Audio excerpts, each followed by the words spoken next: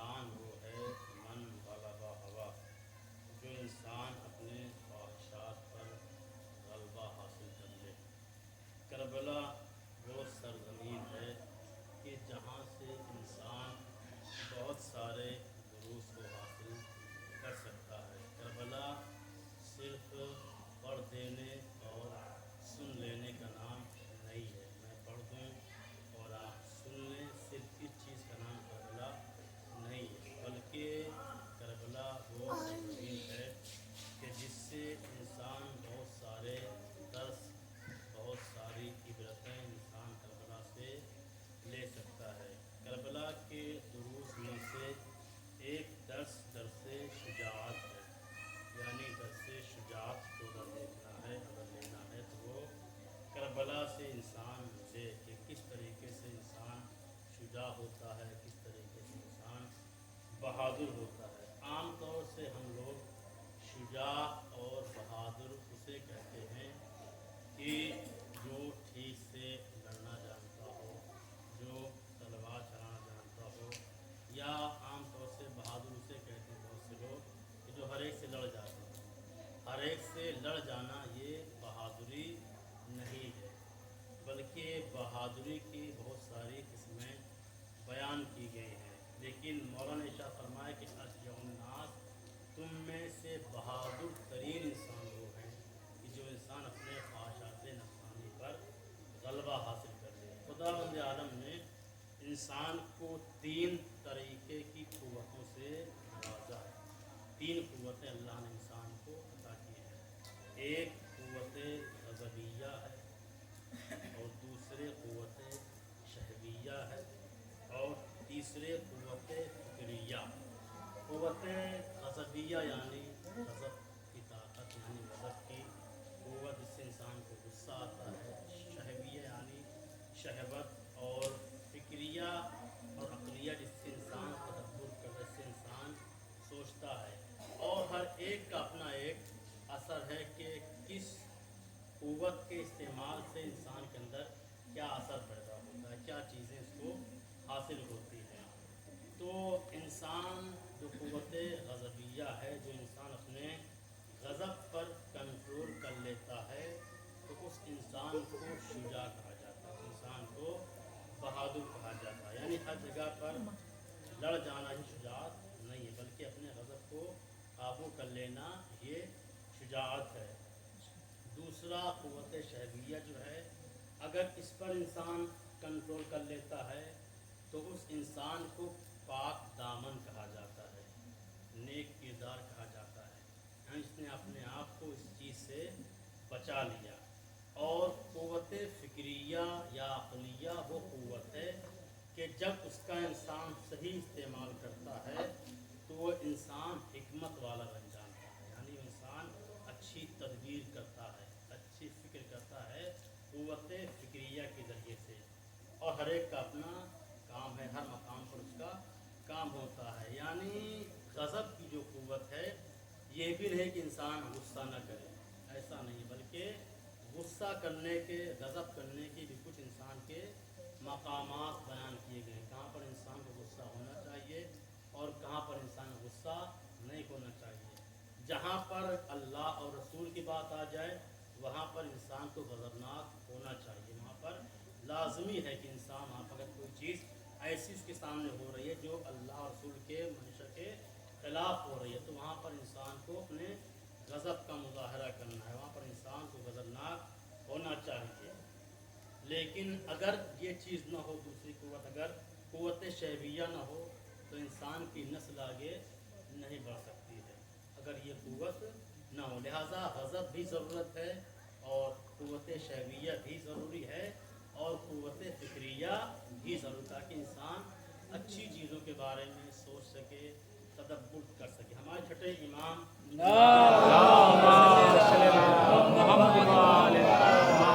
مولا ارشاد فرماتے ہیں کہ لو تمیز الاشیاء، اگر اچھائی اور برائی کو تقسیم کیا جائے، اچھائی اور برائی کو اگر تقسیم کیا جائے تو کان الصدق مع الشجاعہ و کان الجبن مع الکذب، यानी अगर अच्छाई और बुराई को तकसीम करें तो जहाँ पर शुजाअत पाई जाएगी वहाँ पर इंसान के अंदर सिद्क पाया जाएगा। यानी जो इंसान शुजा होगा, जो इंसान बहादुर होगा, वो इंसान हमेशा सच बोलेगा, झूठ को बर्दाश्त नहीं करेगा। जो इंसान शुजा और बहादुर होगा। लेकिन जहाँ पर मौला फरमाते हैं बुज़दिली होगी, वहाँ पर इंसान झूठ बोलेगा भी और झूठ को पसंद भी करेगा, झूठ बोलेगा भी और झूठ को सुनेगा भी। लेकिन जो इंसान शुजा होगा, जो इंसान बहादुर होगा, वो ना यानी हमेशा वो इंसान सच बोलेगा। इमाम हुसैन की शहादत के बाद अब इब्ने ज़ाद मिंबर पर आता है, कूफे में मिंबर पर आता है, तमाम लोग कूफे के मौजूद हैं। मौला फरमाते हैं कि वकानल जुबान वकान सिद्क़ु मा शुजा, यानी जहाँ पर शुजाअत होगी वहाँ पर सिद्क़ होगी। यानी पर वहाँ पर इंसान क्या करेगा, सच बोलेगा और सच को पसंद करेगा, झूठ को पसंद नहीं करेगा। तो इब्ने ज़ियाद इमाम हुसैन के कत्ल के बाद कूफे के मिंबर पर आता है और आने के बाद कभी यजीद की तारीफ़ करना शुरू करता है, मौलाए कायनात के बारे में बुरे बुरे अल्फाज का इस्तेमाल वो करता है। तो वहाँ पर जितने भी लोग कूफे के बैठे हुए थे सब के सब खामोश, बिल्कुल जैसे इनके सरों पर परिंदे बैठे हुए हैं। लिहाजा ये बोलता रहा, सब बर्दाश्त करते रहे, सब सुनते रहे। ये क्यों सुनते रहे? क्या ये मौलाए कायनात को नहीं जानते हैं? जानते हैं। मौलाए कायनात ने 3 साल हुकूमत की है कूफे में आकर। 2 साल पहले मौला मदीने में रहे, उसके बाद मौला कूफे आ जाते हैं। तो मौलाए कायनात सब आगाह थे, सब वाकिफ थे। मौलाए कायनात ने वहाँ पर खुतबा दिया है, जनाब ज़ैनब ने वहाँ पर लोगों को दर्स कुरान दिया है, सब जानते थे मौलाए कायनात को। लेकिन उसके डर की वजह से, यानी बुज़दिली लोगों पर छाई हुई थी, तो उसके झूठ को लोग क्या कर रहे थे, बर्दाश्त कर रहे थे। लेकिन उन्हीं के दरमियान जनाब अब्दुल्ला इब्ने अफीफ बैठे, जो रसूल के सहाबी हैं। अब्दुल्ला इब्ने अफीफ वो हैं कि जिनकी दोनों आँखें ज़ाय हो चुकी थी, यानी नाबीना थे। एक जंगे जमल में एक इनकी आँख और दूसरी जंगे सिफ़ीन में इनकी आँख, ये नाबीना हो गए थे। ये बहुत देर तक सुनते रहे, अब्दुल्ला इब्ने अफीफ बहुत देर तक सुनते रहे। इब्ने ज़ियाद को तरह तरह के अल्फाज ये कह रहा है, यजीद को अमीरुल मोमिनीन कह रहा है, मौला कायनात के सिलसिले में बुरी बातों का वो इस्तेमाल कर रहा था। बहुत देर तक ये सुनते रहे कि देखें कोई कुछ बोलता या नहीं बोलता। उसके बाद चूँकि नाबिना थे, उसके बाद उन्होंने अपने असा का सहारा लिया और खड़े हुए। वो बोल रहा था, उसके बाद जनाब अब्दुल्ला इब्ने अफीफ इब्ने ज़ियाद को मुतवज्जे करते हैं कि अंतल कज़्ज़ाब यब्नल कज़्ज़ाब अंता व अबू का, ऐ झूठा तू झूठा, तेरा बाप झूठा, तेरा ख़ानदान झूठा। यानी अब्दुल्ला इब्ने अफीफ उसके सामने कह रहे हैं कि तू झूठा, तेरा बाप झूठा, तेरे अजदाद झूठे। क्या तू नहीं जानता कि अली कौन थे? क्या तू नहीं जानता कि हुसैन कौन थे? हुसैन वो हैं जिसके बारे में रसूल ने कहा है। अब रसूल की हदीस बयान करना शुरू की कि हुसैन वो हैं जिसके बारे में रसूल ने कहा कि इन्नल हुसैन मिस्बाहुल हुदा व सफीनतुन नजात। हुसैन वो हैं जिसके बारे में रसूल ने कहा कि हुसैन मिन्नी व अना मिनल हुसैन। हुसैन वो हैं कि जिसके बारे में रसूल ने कहा कि इन्नल हुसैन इन्नल हसन व हुसैन सैयदा शबाब अहलिल जन्ना। क्या तू नहीं जानता कि रसूल ने हुसैन के बारे में क्या क्या कहा? यानी अब अब्दुल्ला इब्ने अफीफ मौला के फ़ज़ाइल बयान करना शुरू करते हैं। मौला कायनात के फ़ज़ाइल बयान किए, इमाम हुसैन के फ़ज़ाइल बयान करना शुरू किए। जितनी वो बुराई करता जा रहा था उतनी ये मौला के फ़ज़ाइल बयान करने लगे। अब इब्ने ज़ियाद को गुस्सा आया, कहा कि तू जानता मैं तेरे साथ क्या करूँगा? कहा क्या करेगा? कहा मैं तुझे कत्ल कर दूँगा। तो अब्दुल्ला इब्ने अफीफ कहते मुझे कत्ल डराता है, मेरी तो ये ख्वाहिश है, मेरी तो ये आरज़ू है कि मैं कत्ल किया जाऊँ। लेकिन चूँकि मैं आंखों से नाबीना था, मैं करबला नहीं जा सका। मेरी आरज़ू थी कि मैं मौला के साथ करबला जाऊँ और मौला के साथ में जामे शहादत को नोश करूँ, लेकिन मैं दोनों आंखों से माज़ूर था, मैं न जा सका। तो उसने कहा लेकिन मैं तुझे कत्ल करूँगा। तो जनाब अब्दुल्ला कहते हैं ये तो खुदा का शुक्र है, کہ میں تجھ جیسے خبیث انسان کے ہاتھوں شہید ہو جاؤں گا. اللہم صلی اللہ محمد و آل محمد. تو یہ ہے شجاعت. یعنی جو انسان شجاع ہوگا، جو انسان بہادر ہوگا، وہ ہمیشہ سچ کو پسند کرے گا، جھوٹ کو برداشت نہیں کرے گا. اس کے بعد جناب عبداللہ ابن عقیق کو ابن زیاد کہنے پر قتل کر دیا جاتا ہے. تو یہ جو لوگ وہاں پر بیٹھے ہوئے تھے کوفے کے لوگ، یہ سب جھوٹ کو برداشت کر رہے تھے. وہ جھوٹ بول رہا تھا اور یہ برداشت کر رہے تھے، کیونکہ مولانا فرمایا ہے کہ وَقَانَ الْجُبْنُ مَعَ الْكِذْبِ. یہاں پر جہاں پر بزدلی ہوگی وہاں پر جھوٹ ہوگا. انسان جھوٹ بولے گا اور جھوٹ پسند کرے گا. کیوں بہت سے لوگوں نے امام حسین کا ساتھ نہیں دیا. امام کا قافلہ جب رواں دواں تھا تو راستے میں فرزدق سے ملاقات ہوتی ہے. امام کی فرزدق کوفے کی جانب سے آ رہے تھے. تو مولا پوچھتے ہیں فرزدق کوفے کا کیا حال ہے، کوفے کے حالات سے مجھے آگاہ کرو. تو فرزدق کہتے ہیں کہ مولا قلوبہم معک وسیوفہم علیک. یعنی اے مولا ان کے قلوب یعنی ان کے دل تو آپ کے ساتھ ہیں، لیکن اگر ان کی تلوار اٹھے گی تو وہ آپ کے خلاف جائیں گے. یعنی ان کو ابن زیاد نے اتنا ڈرا دیا ہے کہ اب اگر وہ تلوار اٹھائیں گے تو وہ آپ کے خلاف اٹھائیں گے. یہ ان کی بزدلی ہے. تو مولانا نے فرمایا کہ شجاع انسان کی سب سے پہلی علامت یہ ہے کہ وہ انسان سچ کو پسند کرتا ہے اور جھوٹ کو ناپسند کرتا ہے. دوسری چیز مولا فرماتے ہیں شجاع انسان کی علامت یہ ہے کہ الصبر عند المعرکہ. یعنی شجاع انسان وہ ہوتا ہے جو جنگ کے میدان میں بھی صبر کا مظاہرہ کرتا ہے. یعنی ہمیشہ دشمن کو مارتا ہی نہیں بلکہ وہاں پر بھی صبر کرتا ہے. یہ دیکھیے امام حسین کے اندر، کیونکہ میں نے کہا کہ کربلا سے بہت سے دروس انسان لے سکتا ہے، بہت سے درس لے سکتا ہے. تو ایک درس سے شجاعت ہے. کربلا کے میدان میں آئیں، امام حسین کے سامنے ایک شخص آتا ہے جس کا نام تمیم ہے. اب یہ شخص آتا ہے مولا سے کہتا ہے آ کر میں آپ سے جنگ کرنا نہیں چاہتا ہوں، بس میری اتنی خواہش ہے کہ آپ یزید کے سامنے تسلیم ہو جائیں. تو امام نے کہا کہ میرا سر میرے تن سے جدا ہو سکتا ہے لیکن میں یزید کے سامنے تسلیم نہیں ہوں گا. جب امام نے یہ کہا تو اس نے اپنی تلوار کو نکالا اور چاہا کہ امام حسین کے اوپر حملہ کرے، لیکن جیسے امام کے اوپر حملہ کرنا چاہتا تھا امام نے اس کے اوپر وار کیا. قتل نہیں کیا بلکہ ایسا وار کیا کہ وہ زمین پر گر گیا. اب امام اس کے سامنے آتے ہیں، کہتے ہیں اب بتا کہ میں تجھے قتل کروں یا تیری کیا حاجت ہے. اگر امام چاہتے تو اس کو وہیں پر قتل کر دیتے کیونکہ اس کے اوپر قابو پا چکے تھے. لیکن مولا فرماتے ہیں کہ شجاع ترین انسان کی علامت یہ ہے کہ الصبر عند المعرکہ. یعنی معرکے میں بھی، جنگ کے میدان میں بھی شجاع انسان کیا کرتا ہے، صبر کرتا. تو امام اس سے پوچھتے بتا تیری کیا حاجت ہے. تو اس نے ہاتھ جوڑ کے کہا مولا بس میری حاجت یہ ہے کہ آپ میرے قبیلے والوں کو دعوت دے دیں، یعنی بلا لیں تاکہ مجھے یہاں سے لے جائیں، کیونکہ وہ زخمی ہو چکا تھا. کہا مولا بس میرے قبیلے والوں کو آپ بلائیں تاکہ مجھے یہاں سے لے جائیں. یہ صبر ہے، یعنی جنگ کے وقت یہ صبر ہے شجاع ترین انسان کی علامت.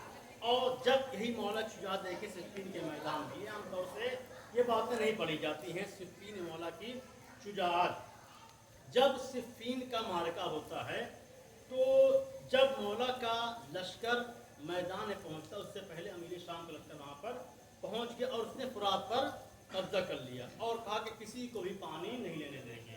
لیکن جب مولا کائنات وہاں پر پہنچتے ہیں تو مولا نے کہا کہ جس کو پانی پینا ہو تو اپنی تلوار کو خون سے اپنے سیراب کرے، یعنی اپنی تلوار کو خون سے سیراب کرے، یعنی اس کو حملہ کرنا ہوگا. اس کے بعد مولا کائنات کہتے ہیں امام حسین سے اور مولا عباس سے اور جتنے بھی آپ کے چاہنے والے تھے کہ تم سب کے سب حملہ کرو. تو لہٰذا اس حملے میں مولا امام حسین بھی شامل تھے، مولا عباس بھی شامل تھے. ایک ہی حملے میں فرات کو اپنے قبضے میں لے لیا. اس کے بعد جب فرات قبضے میں آ گیا تب مولا نے جملہ کہا، مولا کائنات نے امام حسین کے بارے میں جملہ کہا کہ اول فتح ببرکت الحسین. یعنی صفین کی یہ پہلی جو فتح ہے وہ حسین کی برکت سے ہے. اللہم صلی اللہ محمد و آل محمد. تو شجاعت مولا کی جنگ صفین، مولا عباس کی شجاعت آپ سنتے رہتے ہیں. تو शुजा इंसान की एक वो इंसान सच्चा होता है, दूसरा यानी जंग के मैदान में भी वो साबिर होता है, यानी हमेशा दुश्मन को कत्ल नहीं करता है बल्कि कभी कभी वहाँ पर भी सब्र का मुजाहरा करता है। तीसरी खसूसियत एक शुजा इंसान की ये बयान की गई है कि इंसान के पास वसाइल मौजूद हैं, यानी गुनाह करने की चीज़ें मौजूद हैं, लेकिन उसके बावजूद भी इंसान अपने ऊपर क्या करे, कंट्रोल करे। जैसा कि मौलाना ने फरमाया है बलागा में अशजउन्नास मन गलबा हवा, शुजा तरीन इंसान वो है कि जो ख्वाहिशात नफसानी पर कंट्रोल करे।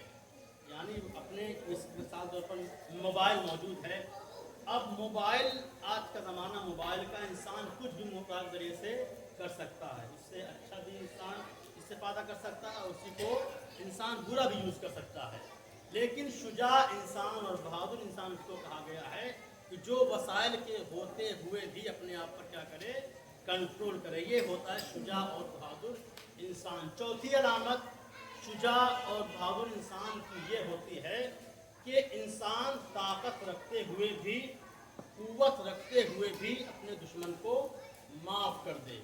और इंसान मिसाल तौर पर अगर किसी के ऊपर गलबा हासिल कर ले, जैसा कि मैंने आपके सामने भी मिसाल बयान की, वो एक शुजा तरीन इंसान की अलामत और पहचान है। और ये दर्स हमें करबला से मिलता है, किस तरीके से इंसान को शुजा होना चाहिए, किस तरीके से इंसान को बहादुर होना चाहिए, ये हमें करबला के मैदान से मिलता है। कि आप करबला में चाहे देखें, जो 80 बरस के बूढ़े हैं वो भी शुजा हैं और बहादुर हैं, और अगर कोई 6 माह का बच्चा भी है, 13 बरस के बच्चे भी हैं, तो वो भी अपनी शुजाअत का मुजाहरा करते हुए नज़र आते हैं। ये करबला से जो दर्स मिलता है वो दर्स से शुजाअत है।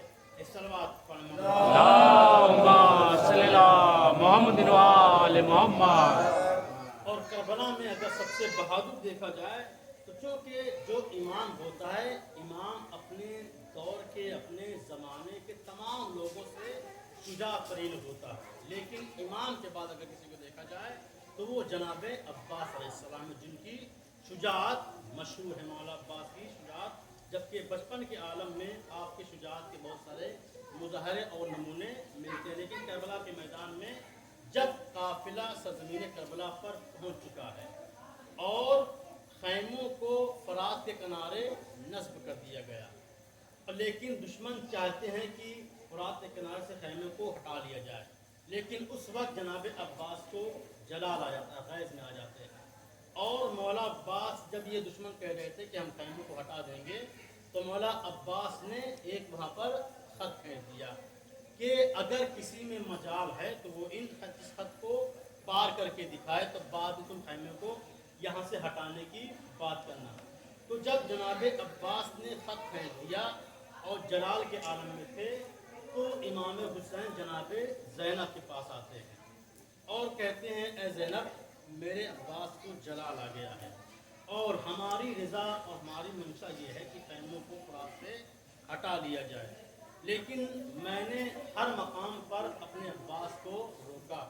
जब भैया हसन के जनाजे पर तीर बरसाए गए तब अब्बास को जलाल आ गया था। मौला अब्बास ने उस वक्त भी तलवार खींच ली थी कि मैं अपने भैया हसन को ले जाकर नाना के पहलू में दफन करूँगा, लेकिन उस वक्त मैंने अब्बास को रोका कि देखो अब्बास, ये मदीना है, ये करबला नहीं है, और मदीने में हमें खूनरेज़ी नहीं करना। इसीलिए किसी भी इमाम ने मदीने में कभी भी किसी इमाम ने तलवार नहीं निकाली। जब भी कोई जंग हुई है तो वो मदीने से बाहर हुई है, क्योंकि मदीने में कोई खूनरेज़ी नहीं होना है। आप तारीख उठाकर देखें, किसी भी इमाम ने अगरचे उनके ऊपर जुल्म हुआ है लेकिन मदीने में तलवार नहीं निकाली है। लेकिन जैसे ही कूफे पहुँचते मौला ने जंगें की हैं, तो कहा कि यह बहन ज़ैनब, मैंने अब्बास को हर मकाम पर यह कहकर रोका है कि भैया अब्बास, ये मदीना है, ये करबला नहीं है।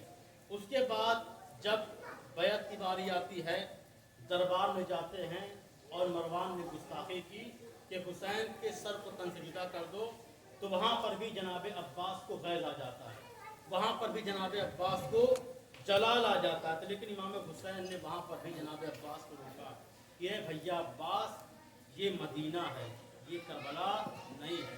اے بہن زینب چونکہ اب کربلا آ چکی ہے، اب میں عباس کو کیا کہہ کر سمجھاؤں؟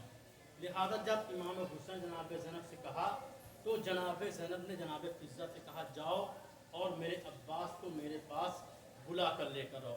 عزیزو چونکہ آج محرم کی 4 تاریخ ہے، یہی وہ تاریخ ہے کہ جب خیموں کو فرات سے ہٹایا گیا ہے اور پانی پر بندش لگا دی گئی ہے۔ پانی تو 4 محرم سے ہی بند کر دیا گیا تھا، لیکن جب خیام حسینی میں جو پانی باقی بچا تھا وہ 7 محرم تک باقی تھا۔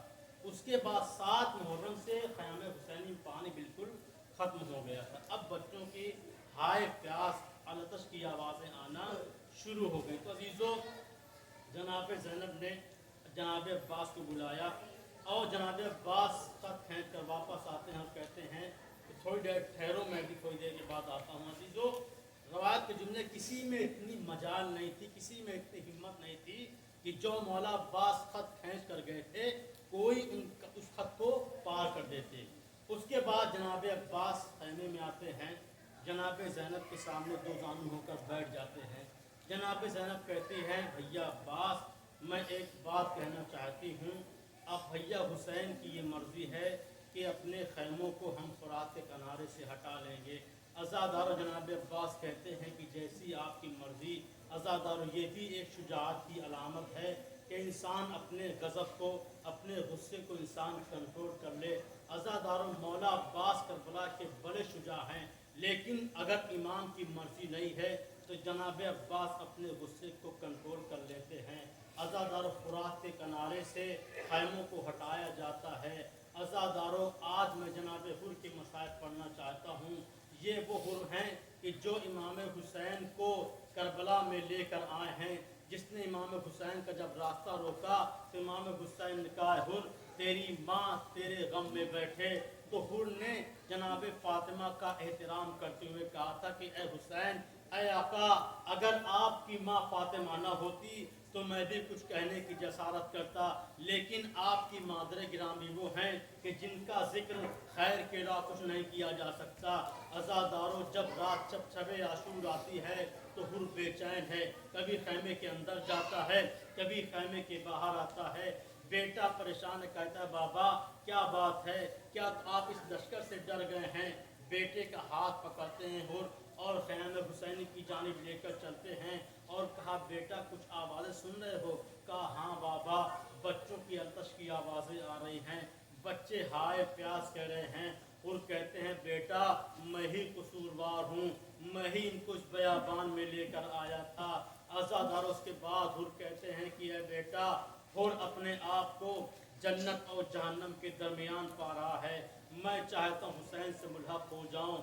اس کے بعد حر آمادہ ہوتے ہیں، صبح عاشور نمودار ہوتی ہے کہ حر اپنے بیٹے کو تیار کرتے ہیں، غلام بھی آمادہ ہوتا ہے اور کہتے ہیں کہ دیکھو بیٹا میری آنکھوں میں پٹی باندھ دو، میرے ہاتھوں کو باندھ دو، کیونکہ یہی وہ ہاتھ ہیں کہ جن کے ذریعے سے میں نے لجام فرس پر ہاتھ ڈالا تھا۔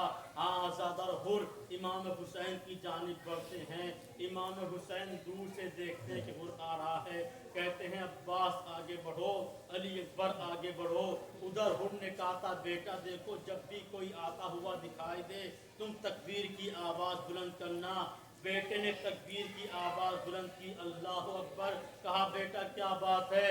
کہا بابا آپ کی جانب شبیہ پیغمبر علی اکبر آ رہے ہیں۔ کچھ دور حر آگے بڑھے، پھر بیٹے نے تکبیر کی آواز بلند کی، اللہ اکبر۔ کہا بیٹا اب کیا قیامت آ گئی؟ کہا بابا آپ کی جانب جناب عباس آ رہے ہیں۔ عزادار اس کے بعد حر کچھ دور بڑھے تھے کہ حر کے بیٹے نے 3 مرتبہ کہا اللہ اکبر، اللہ اکبر، اللہ اکبر۔ حر نے کہا بیٹا اب کیا قیامت آ گئی؟ کہا بابا ارے آپ کی جانب آقا حسین آ رہے ہیں۔ عزادار سننا تھا کہ حر نے کہا بیٹا دیکھو جب آقا کے قریب پہنچ جاؤں مجھے بتا دینا۔ عزادارو جب جناب حر پہنچتے ہیں खुद को कदमों पर गिराते हैं आका, क्या इस खताकार का गुनाह माफ हो सकता है?